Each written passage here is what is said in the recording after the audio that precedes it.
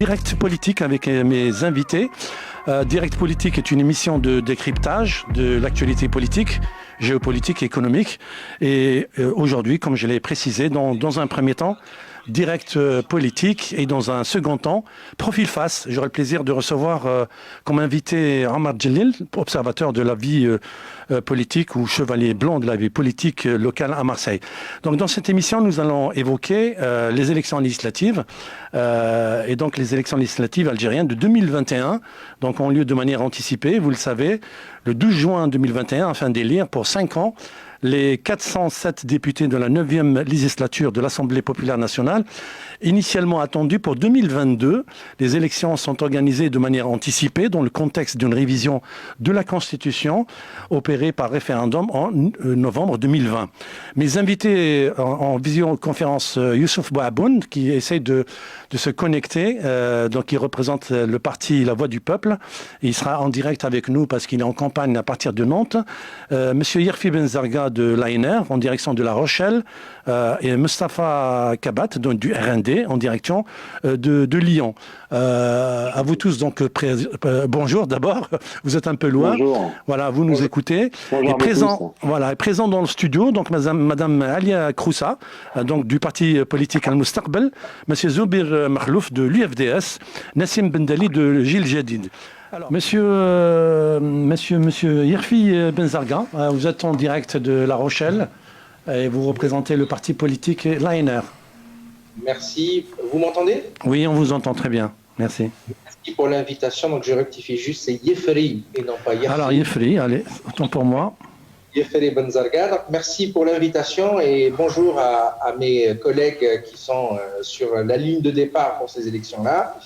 Donc, Yefri Benzarga, j'ai 30 ans, je suis de La Rochelle, la circonscription consulaire de Bordeaux. Je suis candidat au nom de l'ANR, l'Alliance nationale républicaine, fondée par Feu Reda Malik, qui fut négociateur accords d'Évian et qui fut aussi Premier ministre. J'ai fondé ma première association à l'âge de 18 ans, l'association des Algériens de Charente-Maritime, que je préside. Voilà, je suis salarié du secteur privé. Voilà pour la présentation. Je n'irai pas plus loin parce que je préfère laisser le temps au débat que... Bien sûr, mais c'est bien de faire connaissance et les auditeurs aussi pour qu'ils vous connaissent, hein, puisque vous faites partie de la zone sud. Donc le vote, il est aussi valable à Marseille qu'à La Rochelle, qu'à Bordeaux. La scène politique des anciens partis politiques n'ont pas participé à ces élections, donc ils ont boycotté les élections telles que le FFS, le RCT et bien d'autres élections. Quelle est votre position par rapport à ces partis politiques qui ont décidé de ne pas participer à ces élections prochaines du 12 juin 2021? Monsieur Yerfi Benzarga, votre position par rapport au boycott? Alors, bien entendu, je pense qu'il faut aussi contextualiser ceci. Ouais. Les élections interviennent suite au mouvement populaire qui est le Hirak du 22 février.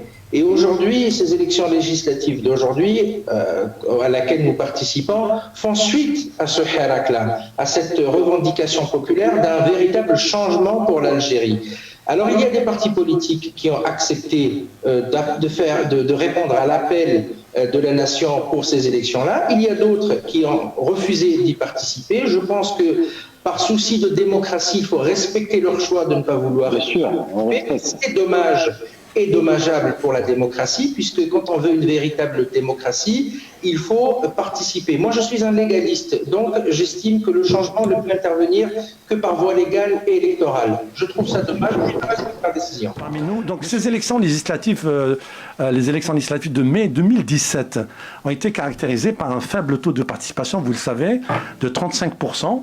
Et encore très inférieur aux 43% des législatives de 2012, sans évoquer le taux de participation aux élections présidentielles et au dernier référendum sur la Constitution. Comment peut-on analyser raisonnablement que les élections ne mobilise plus les Algériens. Comment on peut analyser ça? Monsieur Yefri, Monsieur Benzargar, justement, si on doit porter une analyse par rapport à cette démobilisation, par rapport aux élections, à toutes les élections, les Algériens, ces élections n'arrivent pas à mobiliser donc les Algériens depuis un petit moment. On a parlé de discrédit, Madame Lahalle a parlé de manque de confiance. Qu'est-ce qui peut démobiliser ou qu'est-ce qui a fait que les Algériens sont démobilisés par rapport à ces élections? Toutes les élections, sans parler de la prochaine, mais on va y venir tout à l'heure. Effectivement, l'analyse de mes collègues est juste, mais je pense qu'il faut voir ça d'un point de vue plus global. C'est-à-dire que, à mon avis, c'est un phénomène aussi international et mondial. Regardez en France, par exemple, le taux de participation lors des élections municipales et lors des élections législatives dernières. Le taux d'abstention a été record en France. Je pense que le citoyen, qu'il soit algérien, français ou n'importe où dans la planète, il est en manque de confiance totale vis-à-vis de ceux qui le gouvernent et de ceux qui sont censés le représenter. Mais au-delà de ça, je pense qu'il y a un manque de visibilité, de vision et de cohésion nationale. Pour que les gens puissent se déplacer, il faut qu'ils croient en un projet, qu'ils adhèrent à un projet et qu'ils soient en symbiose avec le monde politique. Les gens adhèrent à un projet national, à une vision nationale et à une cohésion. Regardez par exemple Louis M. Madani, regardez toutes ces étapes nationales où les gens ont été fortement votés par le passé. Pourquoi? Parce qu'ils croyaient en un projet et en un avenir commun. Et je pense qu'il faut dorénavant que les députés de cette législature-là qui seront élus, il faut que déjà par le lien et par le contact avec le citoyen, ils redonnent confiance aux citoyens en disant nous ne sommes plus sur le même logiciel qu'avant, nous sommes sur un nouveau logiciel proche au contact du citoyen et en direct du citoyen. Et par exemple, ça peut aussi prendre la forme du numérique. Qu'est-ce qui empêche les députés de faire des visioconférences avec les citoyens? Bon, ça c'est un autre problème. En tout cas, vous faites une comparaison par rapport à la France. Bon, en tout cas, il y a deux élections qui mobilisent les Français ici, en France. C'est les présidentielles et les municipales. Voilà, deux élections. Maintenant, c'est vrai qu'il y a un taux de participation qui n'est pas terrible par rapport aux élections européennes. Mais en tout cas, deux élections qui mobilisent les Français, c'est leur maire et leur président, chose qui ne se passe pas très bien en ce moment en Algérie. Voilà, avant d'arriver d'arriver à l'avenir, justement, on a fait aussi une comparaison avec la France. Je vais tenter aussi, moi aussi, de faire une comparaison. En tout cas, pour le premier défi, les autorités algériennes donc, semblent avoir adopté une démarche proche du schéma macronien en France en tentant de dépasser justement les clivages partisans et en s'appuyant sur la société civile. Ce que vous venez de dire justement, parce qu'il y a une méfiance, il y a un rejet des partis politiques, il y a une rupture. Alors peut-être que le pouvoir fait une analyse autrement en disant que les Algériens rejettent en masse les partis politiques. Il y a également des partis politiques qui ne participent pas à ces élections. Alors peut-être que je vais tenter de me rapprocher par rapport à la société civile. Est-ce que vous avez le sentiment que la société civile, aujourd'hui, est mobilisée justement par rapport à cette analyse, cette manière de voir les choses de la part du pouvoir? Moi, je ne vais pas dire que le RND, il n'y a pas de... Monsieur Bouaboun, un avis pour avancer dans le débat, un avis de Monsieur Yefri. Monsieur Benzargar, votre avis par rapport à cette société civile? On va avancer, Monsieur Bouaboun, bien entendu, et c'est bien de préciser, voilà, vous y allez sans langue de bois, et c'est parfait. Monsieur Benzargar. Mais personne n'a de langue de bois, là. Alors, on va essayer de, juste pour avoir votre avis sur cette société civile, et je vais peut-être compléter cette question. Est-ce que ce pari, justement, sur la société civile peut réussir ces législatives? Est-ce que c'est votre avis? Voilà. Alors... Est-ce que c'est le pari qui est fait justement sur le pouvoir pour ces élections, pour la réussite de ces élections? Est-ce que c'est aussi votre avis? Alors moi, je pense que ce serait une erreur stratégique et une erreur monumentale que de faire de la République en marche bis. Ce serait une erreur. Vous êtes dans la comparaison, c'est bien. Je pense que ce serait une erreur parce que le monde politique se fait aussi à travers les partis politiques, parce que Absolument. Dans les partis politiques, de même, il y a la formation militante. Aujourd'hui, quand vous regardez en France, il n'y a plus de formation militante, il n'y a plus de véritables militants qui défendent une idée, une idéologie. Et ça, c'est très grave parce que quand on veut construire un projet politique, ça passe à travers une idéologie politique. une vision stratégique. La société civile, elle a toute sa place. Et comme l'a rappelé mon collègue, excuse-moi, j'ai pas retenu ton nom, qui est en voiture. Monsieur Bouaboun, la société civile, c'est vrai que c'est une triptyque, parti politique, syndicat, association. Cependant, les partis politiques, le mien y compris, on a tous une responsabilité sur ce qui s'est passé dans les années précédentes. Tout le monde a une responsabilité. Donc aujourd'hui, le constat désolé, est là. pas tout le monde qui a une responsabilité, excuse-moi. Oui, mais tout le monde, parce que même... Non, mais je pense que c'est une minorité qui était au pouvoir qui a une responsabilité, pas tout le monde. Le peuple algérien l'a subi pendant toute cette période. Ouais. On ne peut pas tout mélanger. Je n'ai coupé personne. Donc le respect veut aussi que l'on ne coupe personne. Allez-y, on avance. Tout le monde a sa responsabilité, y compris ceux qui ne disaient rien et qui étaient spectateurs. Eux aussi, ils ont leur responsabilité. Aujourd'hui, on est sur une nouvelle page qui est en train de se tourner et cette nouvelle page veut aussi qu'il y ait de nouveaux visages et des jeunes. Regardez aujourd'hui, par exemple, la campagne que fait Gilles Jadid ou que je fais moi-même ou que font d'autres partis. Ne serait-ce qu'à travers la communication, on a complètement changé de logiciel, on s'adresse aux jeunes, on s'adresse à travers les nouvelles technologies. C'est fini l'ancien temps où c'était des tracts uniquement, où c'était des pavés qui étaient écrits. Aujourd'hui, on s'adresse directement aux gens en leur parlant directement. Et c'est ça que moi je voudrais voir, c'est l'avenir qu'on peut construire ensemble. Mais le constat, tout le monde peut le faire. Tout le monde a fait. Aujourd'hui, si je peux l'interrompre en 2 minutes. En fait, moi, c'est Monsieur Benzarga, justement, je vous repose la question. Est-ce que ce chiffre vous encourage quand vous voyez ce taux d'inscrits? Vous vous dites, allez, peut-être qu'il va y avoir, cette fois-ci, c'est la bonne, c'est une mobilisation. Et en plus, tout à l'heure, vous avez évoqué l'un et l'autre, cette manière de faire la campagne moderne, de faire la campagne électorale. Donc, vous êtes dans l'air du temps. Est-ce que vous arrivez à communiquer? Vous faites des campagnes de proximité. Moi, je vous ai suivi un petit peu, donc tous les candidats. Et donc, est-ce que vous dites aujourd'hui, peut-être qu'il y a quelque chose qui peut encourager cette élection législative et on aimerait bien qu'elle réussisse? Alors, 900 000 électeurs inscrits sur je ne sais pas combien. Grosso modo. 4 millions. Plusieurs millions d'Algériens à l'étranger. Ouais. Certes, c'est très peu. Moi, ce qui m'inquiète le plus, c'est Ça, c'est le nombre de votants, pas le nombre d'Algériens. Le nombre de votants, oui, pas le nombre d'Algériens. Le nombre de votants qui est important. C'est le nombre de votants, 900 000, c'est pas le nombre d'Algériens. Non, je parle même d'inscrits. D'inscrits, ouais, pardon, on dit d'inscrits. C'est bien. J'ai bien dit 900 000 inscrits sur plusieurs millions d'Algériens établis à l'étranger. Ouais. Sauf que sur les 900 000 inscrits, combien vont aller voter? Et ce qui m'inquiète le plus dans ce scrutin-là, c'est, quel que soit le député qui sera élu, c'est la légitimité qu'il va avoir. C'est ça, moi, qui m'inquiète encore plus, parce que si jamais nos concitoyens s'abstiennent, ou il y a une forte abstention, c'est la légitimité de ces députés. Au-delà de ça, c'est qu'il faut que ces députés-là puissent aller aussi se donner une légitimité auprès de tous ceux qui n'ont pas voté. Mais le pouvoir ne tient pas compte de la légitimité. Non. L'essentiel, c'est d'avoir une élection. Non. Justement, c'est pour ça qu'il faut... Il ne faut pas laisser passer ça. Excusez-moi, je voudrais quand même... Je ne suis pas d'accord avec ça. Ouais. Parce qu'aujourd'hui, les choses sont en train de changer. Il n'y a plus le choix. C'est ça que je voulais entendre parler, c'est que les choses vont... Voilà. Vous avez le sentiment que les choses vont changer. Et ils sont en train de changer. Exactement. Le peuple a parlé. Le peuple a parlé et donc aujourd'hui, personne n'a le choix. Si vous parlez du pouvoir. Le pouvoir n'a plus le choix. Aujourd'hui, ces élections-là, elles doivent être transparentes et je pense qu'elles le seront. Et aujourd'hui, on doit aller vers une Assemblée nationale légitime. Bon, légitime avec un taux d'abstention important. C'est là le travail des députés, il sera... C'est pas encore fait. Était décrié donc ce Parlement comme issu de la fraude, vous l'avez souligné tout à l'heure, la fraude électorale basée sur l'achat des sièges.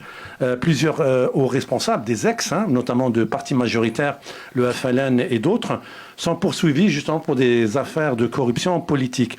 Est-ce que vos partis politiques ont eu des garanties pour que l'État veille à cette disparition de ces anciennes pratiques? Monsieur Yerfi Benzarga. Je pense que la question, j'allais pas dire qu'elle est non avenue, mais si nous sommes là aujourd'hui, que nous participons à ces élections, c'est que nous avons la certitude et aussi l'intime conviction de la transparence de ce scrutin. Et je tiens quand même à remercier pour leur proximité et et leur disponibilité les représentants de l'autorité nationale indépendante des élections, l'ANI, que ce soit à Marseille ou que ce soit dans n'importe quelle circonscription consulaire.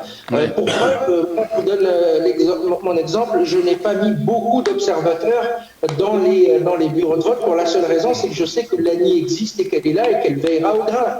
Donc voilà, pas de... Non, mais de toute façon, on a certains observateurs, on a un sentiment que le pouvoir aujourd'hui, il a mis le paquet, si je peux me permettre cette expression, pour garantir cette élection vis-à-vis des indépendants, vis-à-vis des partis politiques, présenter les grandes lignes de votre programme, donc pour vous adresser à la communauté algérienne et ceux qui nous écoutent, et sont nombreux qui nous écoutent sur Facebook en direct sur les réseaux sociaux. Je commence peut-être par la visioconférence pour donner la parole. Allez, monsieur Yerfi Benzargar, les grandes lignes de votre programme, s'il vous plaît, parce qu'il ne reste pas beaucoup de temps pour que tout le monde puisse se présenter, parce que j'ai encore une émission qui a été décalée juste après, juste pour que les gens comprennent un petit peu. Et si vous avez des sites, invitez les gens à aller voir aussi sur votre site, voir un peu le programme. Bien entendu, le site, il est disponible sur votre site Marsilia Stream. Ouais. C'est vrai que c'est dommage, jusqu'à présent, nous avons parlé... Alors, est-ce que vous pouvez nous rappeler le site pour, Alors, c'est www.ifri, Y-E-F, comme François... Alors, Ifri, pas la flotte, hein, pas l'eau. C'est une région. C'est une région, c'est pas région. C'est une région. Pas la région. Je suis de là-bas. Allez, tiens, quelqu'un va taper sur la tête. Ah ouais, mais c'est pas cristalline, au fait. Non. C'est une eau minérale, c'est pas une eau de source. C'est la différence.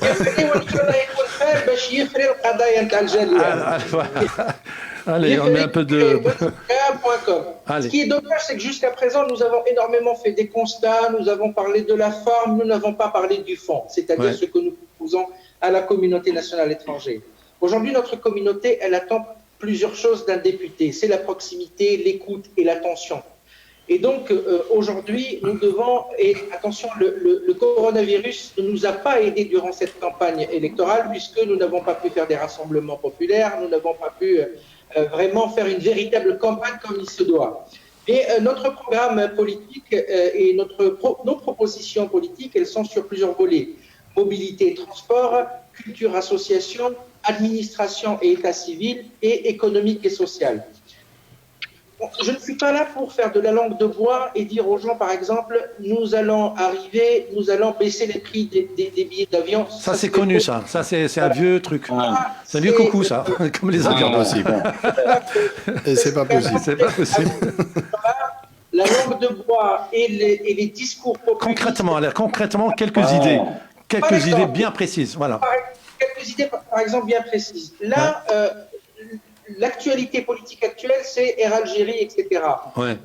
Ce que nous proposons, par exemple, c'est l'ouverture du ciel aérien algérien aux compagnies étrangères, ce qui aura comme deux effets. Déjà, des billets d'avion, et deux, la multiplication des liaisons aériennes. Ouais. Deux, par rapport aux compagnies maritimes, aussi la libéralisation donc, du transport maritime, avec beaucoup plus de compagnies maritimes et beaucoup plus de traversées, et ça aura le même effet, baisse du billet et multiplication des traversées.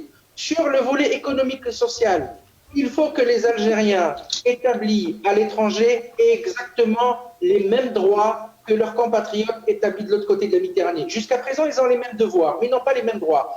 Par exemple, l'investissement. Il faut que les Algériens établis à l'étranger aient le même droit d'investissement en Algérie, les mêmes facilitations, les mêmes garanties de prêt au niveau des banques algériennes. Il faut aussi faciliter les transactions financières et le flux monétaire entre les pays de résidence et le pays, notamment à travers l'ouverture de succursales de banques algériennes à l'étranger. Ça aussi, c'est connu. Ça fait longtemps. Ça fait plus d'un quart de siècle qu'on parle de ça. Mais ça, c'est connu. C'est un vieux coucou. Ça dépend pas. Ça dépend de beaucoup de choses, beaucoup de facteurs. Et c'est plutôt au niveau État-nation, entre les États. Exactement, d'échanges. Voilà. Donc ça, c'est un peu différent. Ce changement aussi, c'est au législateur d'insuffler aussi au gouvernement. C'est ça. Ce genre de dynamique. Parce que les Algériens... Allez. Très bien. Alors, d'autres propositions, mais phares, on ne va pas rentrer dans le détail des programmes. Si vous avez des sites internet, il faut le dire, que les gens ils vont les consulter. Alors une dernière, mais franchement une dernière, c'est cette ouverture partielle des frontières pour les Algériens. Je crois que ça a fait tout un problème. Aujourd'hui, les choses peut-être se sont mises en place. Ils ont rectifié un petit peu le coût du voyage, le coût du confinement. Donc voilà, ça c'est réglé. Par contre, les agences sont fermées parce qu'il y a trop de monde. C'est pas encore transparent. Moi, ce matin, je suis passé par rapport à l'agence Air Algérie. Il y avait plein de police, il y avait plein de gens. Et c'est pas possible, même ici en France, de garantir la sécurité pendant 3 mois, toute cette période estivale, parce que les gens ils vont affluer pour prendre leur billet. Donc maintenant, c'est en ligne. Mais en tout cas, au moins c'est clair. Votre avis là-dessus, mais rapidement, hein, sur le voyage, sur les conditions d'ouverture. Je suis bien entendu, je comprends l'impératif de l'État de vouloir protéger le citoyen algérien établi à l'intérieur du pays. Ouais. Et je suis pour une révision des conditions d'accès. Cependant, si je reviens 2 secondes sur les manifestations qui ont eu lieu samedi dernier, je suis totalement pour le droit constitutionnel garanti par la Constitution de manifester. Cependant, je suis contre, étant légaliste, je suis contre à ce qu'on empêche d'autres citoyens d'accéder au consulat pour faire leurs papiers ou d'empêcher des citoyens d'accomplir leur devoir électoral. Étant légaliste, je suis pour la manifestation, mais je suis contre à ce qu'on entrave la démocratie pour les autres.